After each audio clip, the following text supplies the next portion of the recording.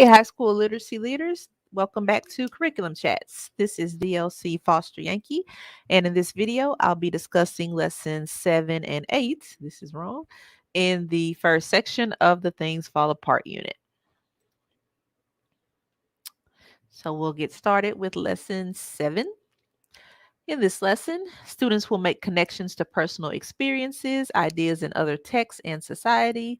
They'll use text evidence and original commentary to support an interpretive response of the novel.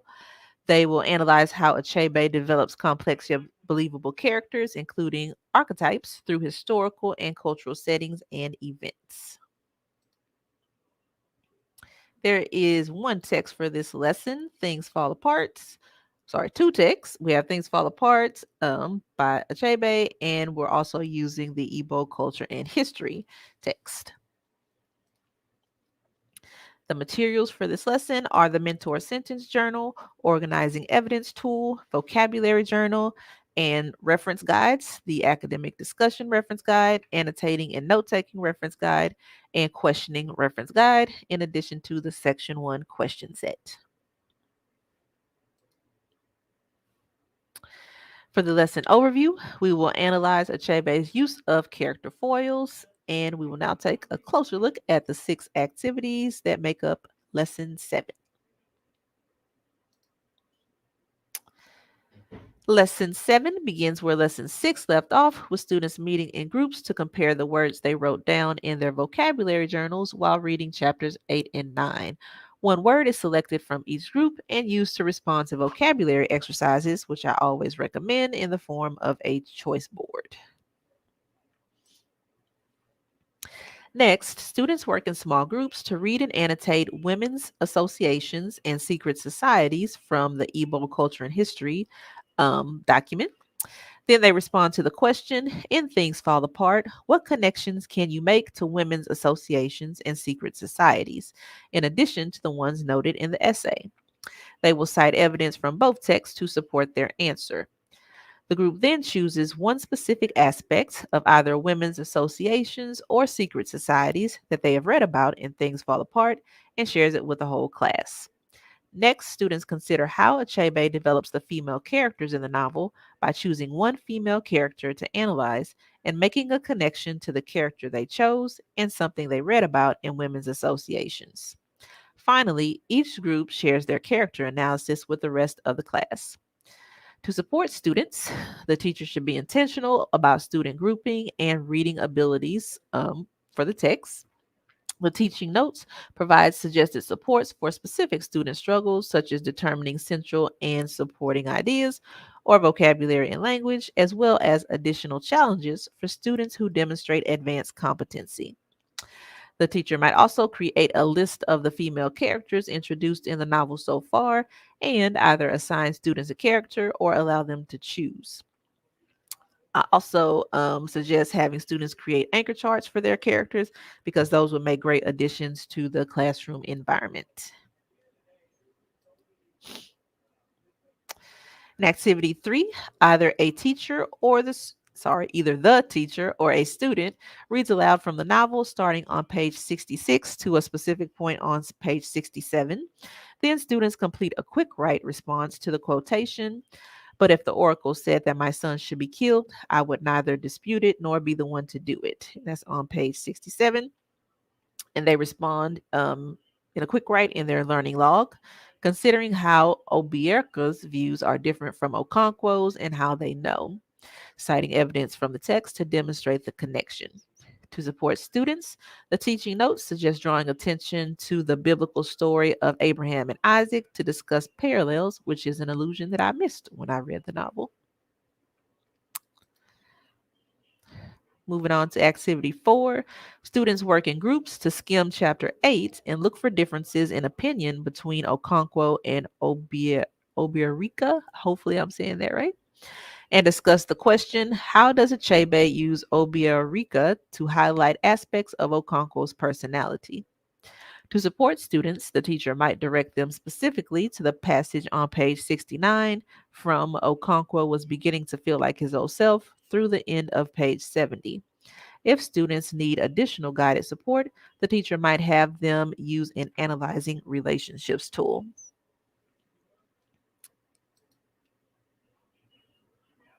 In activity 5, students consider the questions on the screen as they reread their quick write and jot new notes in the margin. How does Obiarika act as a foil to Okonkwo? What is the impact of Achebe juxtaposing Obiarika and Okonkwo?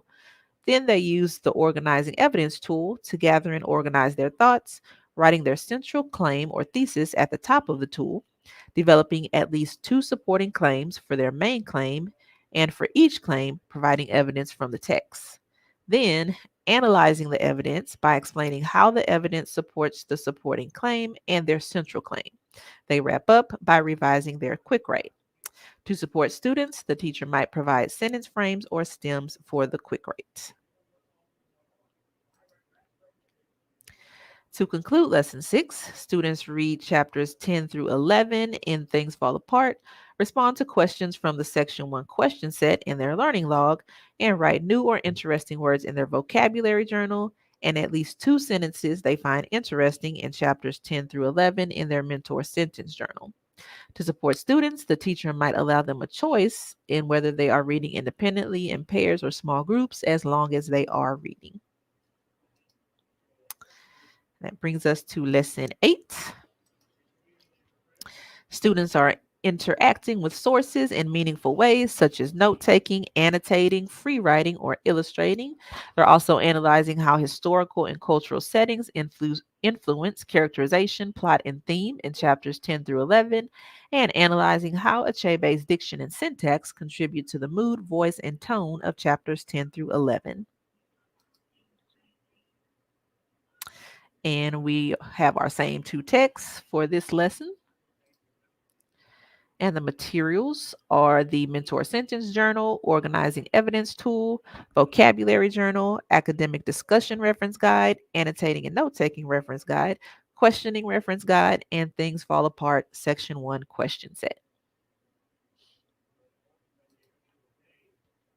For the lesson overview, we will analyze the rites and ceremonies in chapters 10 through 11 to gain a better understanding of Igbo culture. And we have a whopping 8 activities in this lesson, although 3 of them are optional.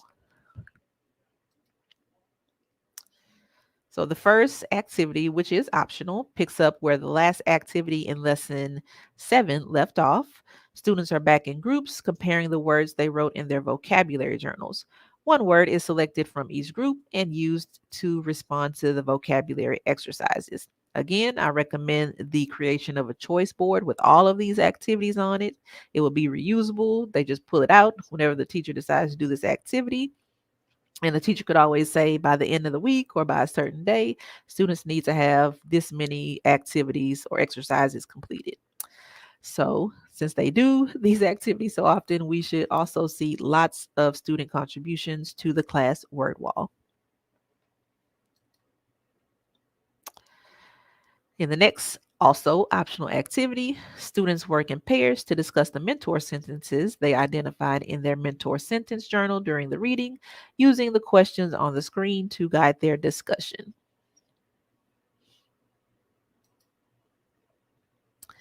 In activity 3, which is not optional, students are back in small groups reading and annotating the section Igbo religions and the subsection Igbo oracles from Igbo culture and history. As they read, they generate a list of questions that came to mind as they read these sections, then choose their top 2 questions to share with the class. As questions are shared, a list of questions to research is developed. So the teacher should probably be recording those somewhere as students are sharing. Then students revisit Igbo oracles with their group and respond to the question. Considering what you read in Igbo oracles, explain why Ekwefe visits the oracle of the hills and caves. Cite evidence from both texts to support your answer. The activity concludes with students sharing their answer with their classmates. So the teacher might consider having students share using a Padlet or Jamboard just because they're moving in and out of groups so often, and that would be a quick way to get everyone's contribution. Next, students read chapter 10, annotate the text, and write down important ideas or questions they have in their learning logs. To support students, the teacher might ensure the annotation students are asked to write connect to the lesson goals, encourage English learners to annotate the text in their home language, or provide headings such as the ones on the screen to assist students in their note taking.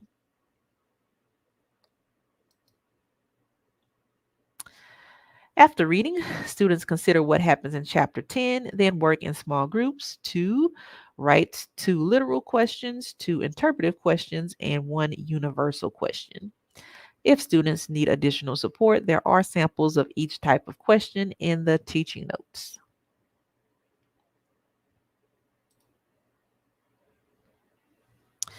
Next, students shift around again from working in their groups to working with a partner from a different group. With their partner, they pick 3 questions total, 1 from each type. From the questions they wrote, then they work together to answer the questions using evidence from the text to support their answers. So maybe prior to conducting this activity, the teacher could collect all of the student questions on an anchor chart, like I mentioned, or on a document with those headings, literal, interpretive, universal, and students could choose from there which questions to answer.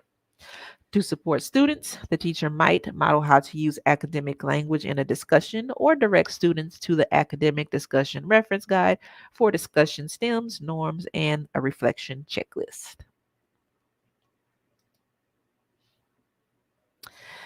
In this optional activity, activity 7, students write a response to chapter 11 in their learning log, addressing what happens and why they think Achebe included this chapter in the novel.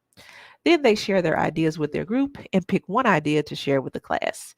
The teacher might also ask students if they learned anything about Okonkwo in this chapter. To wrap up lesson 8, students read chapters 12 through 13 of the novel, respond to questions from the section 1 question set in their learning log, write new or interesting words they encounter in chapters 12 through 13 in their vocabulary journal.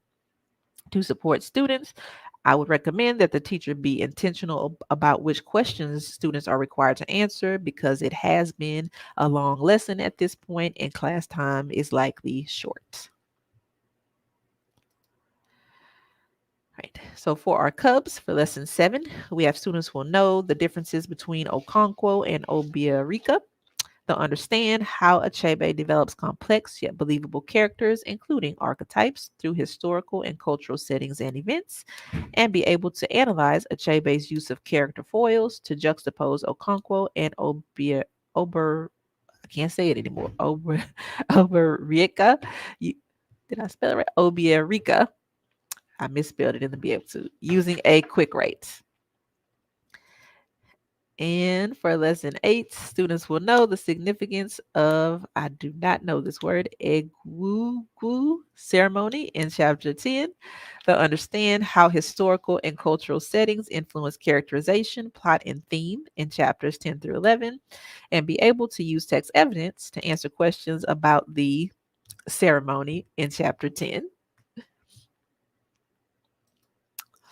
So that is a wrap for this video. I welcome your feedback, especially about the pronunciation of some of those words. If anyone knows how to say them, please hit me up on Twitter, email, or in the comments. While you're here, don't forget to subscribe so you never have to worry about missing a video. Thanks for watching.